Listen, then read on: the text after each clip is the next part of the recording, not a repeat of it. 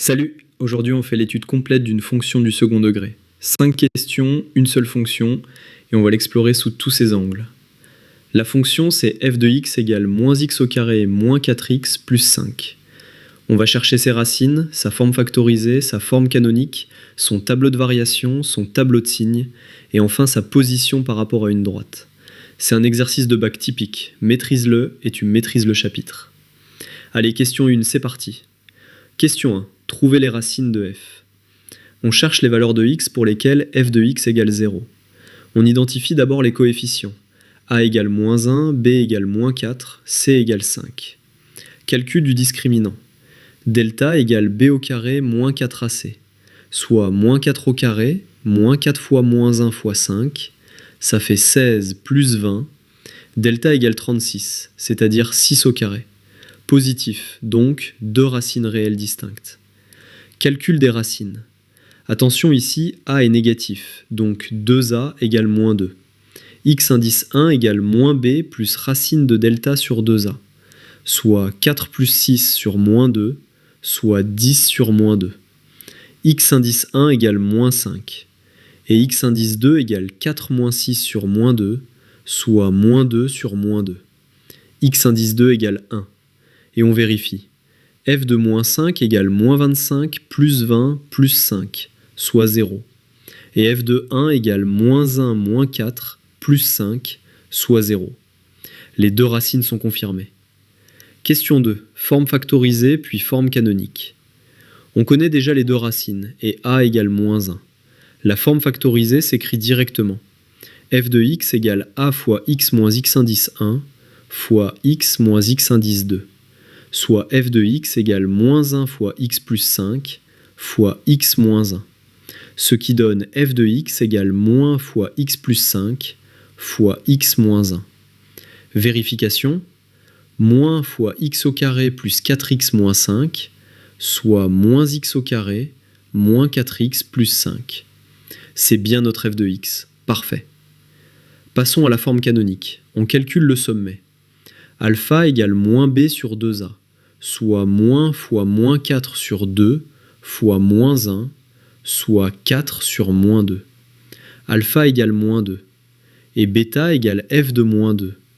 Moins fois moins 2 au carré, moins 4 fois moins 2 plus 5, soit moins 4, plus 8, plus 5. Bêta égale 9. Le sommet est le point S de coordonnées moins 2,9. Forme canonique, f de x égale moins fois x plus 2, le tout au carré, plus 9. Vérification en développant. Moins fois x au carré plus 4x plus 4, plus 9, soit moins x au carré moins 4x, moins 4 plus 9, égale moins x au carré, moins 4x, plus 5. Nickel. Question 3. Tableau de variation et axe de symétrie. Axe de symétrie d'abord. La parabole est symétrique par rapport à la droite verticale passant par son sommet. Ici, le sommet A pour abscisse alpha égale moins 2. Donc l'axe de symétrie est la droite d'équation x égale moins 2. Ça signifie que si tu pliais la feuille le long de cette droite, les deux branches de la parabole se superposeraient parfaitement. Tableau de variation maintenant. On sait que a égale moins 1, qui est strictement négatif. La parabole est donc ouverte vers le bas. Ça signifie que f est croissante de moins l'infini jusqu'en moins 2. Elle monte vers son sommet.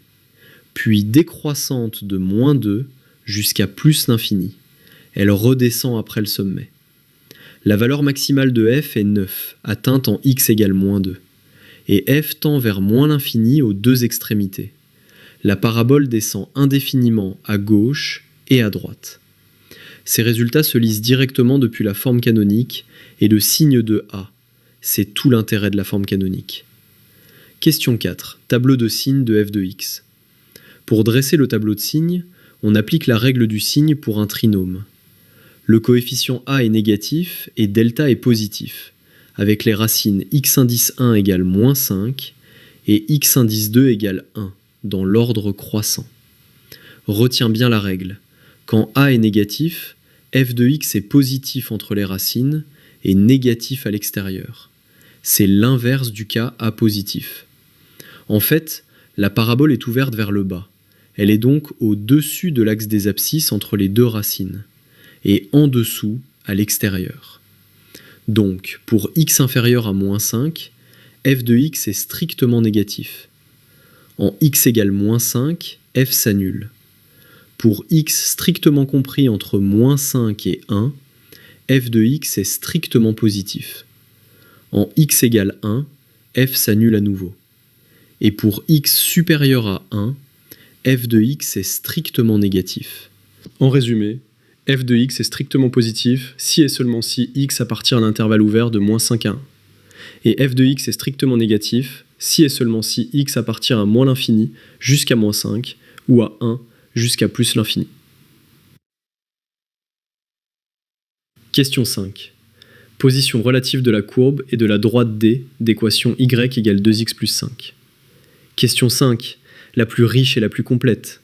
On veut savoir exactement où se trouve la courbe de f par rapport à la droite D d'équation y égale 2x plus 5. Au-dessus? En dessous? Est-ce qu'elles se croisent? Et si oui, où? La méthode, c'est d'étudier le signe de f de x moins d de x. Si cette différence est positive, la courbe est au-dessus de la droite.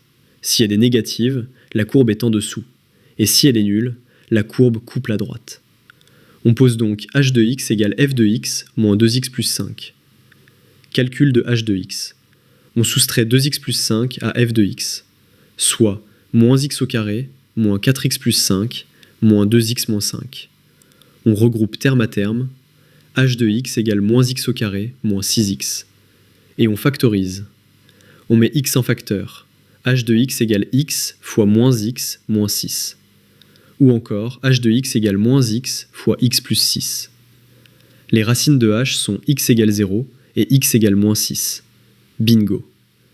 Tableau de signes de h de x égale moins x fois x plus 6. On a deux facteurs. Moins x est positif pour x négatif, nul en 0, négatif pour x positif. Et x plus 6 est négatif pour x inférieur à moins 6, nul en moins 6, positif pour x supérieur à moins 6. On multiplie les signes. Pour x inférieur à moins 6, moins x est positif et x plus 6 est négatif, donc h de x est négatif. Pour x entre moins 6 et 0, les deux facteurs sont positifs, donc h de x est positif. Pour x supérieur à 0, moins x est négatif et x plus 6 est positif, donc h de x est négatif. Interprétation géométrique. Quand h de x est positif, f de x est supérieur à 2x plus 5, donc la courbe est au-dessus de la droite. Quand h de x est négatif, la courbe est en dessous. Et quand h de x est nul, la courbe coupe la droite. La courbe est au-dessus de la droite D pour x entre moins 6 et 0.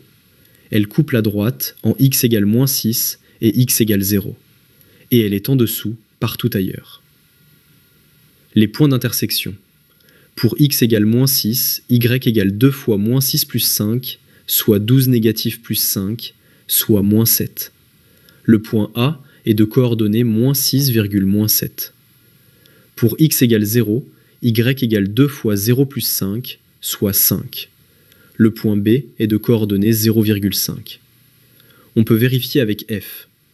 f de 0 égale moins 0 plus 5, soit 5. La courbe et la droite passent toutes les deux par le point de coordonnées 0,5. Parfait, tout est cohérent. Et voilà, les 5 questions sont bouclées. C'est un exercice complet et parfaitement représentatif de ce qu'on te demande au baccalauréat sur le chapitre du second degré. Récapitulons rapidement les résultats clés. Les racines de f sont moins 5 et 1, obtenues grâce au discriminant égal à 36. La forme factorisée est moins fois x plus 5 fois x moins 1. La forme canonique est moins fois x plus 2 au carré, plus 9, avec le sommet s de coordonnées moins 2,9. C'est un maximum. La fonction est croissante jusqu'en moins 2, puis décroissante. Le signe de f est positif entre les deux racines. Et pour la position relative, la courbe est au-dessus de la droite D pour x entre moins 6 et 0. Et les deux points d'intersection sont A de coordonnées moins 6,-7 et B de coordonnées 0,5. Le point clé de la question 5 à retenir absolument. Pour étudier la position relative d'une courbe et d'une droite, on calcule toujours f de x moins d de x, et on étudie le signe de cette différence. Quand cette différence est positive, la courbe est au-dessus. Quand elle est négative, la courbe est en dessous. C'est la méthode universelle, elle marche à tous les coups. Maintenant, reprends cet exercice seul, sans regarder la correction, du début à la fin. Les 5 questions enchaînées. C'est comme ça qu'on ancre vraiment les méthodes et qu'on gagne en automatisme pour le bac. Tu as toutes les cartes en main.